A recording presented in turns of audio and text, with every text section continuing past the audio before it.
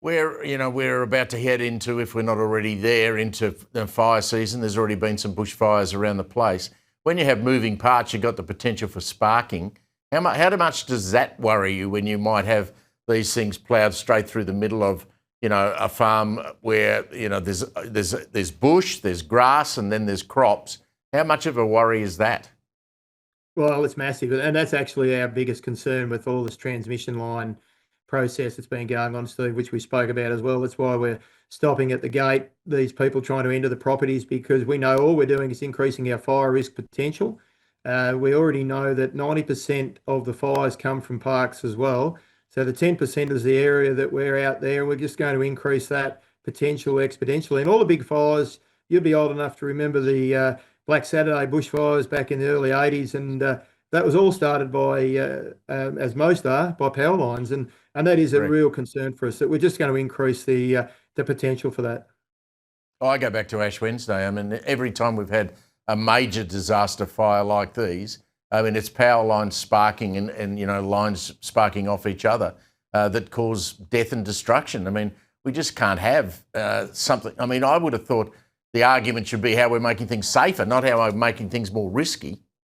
Well, that's the age that I've sort of grown up in, Steve. But we've been trying to do exactly what you just said, is to move and progressively move forward. And I think at the moment, look, this is only a stopgap.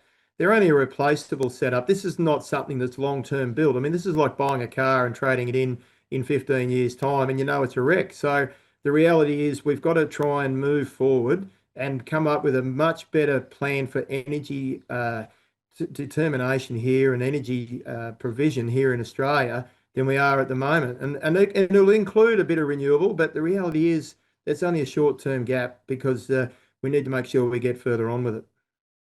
Andrew, a little bit of a smile on your face today. A bit of a win. The Allen government, as bad as they are, they've been forced into a back down, freezing that unpopular and useless emergency services tax hike for farmers. They're now going to leave that until at least 2027.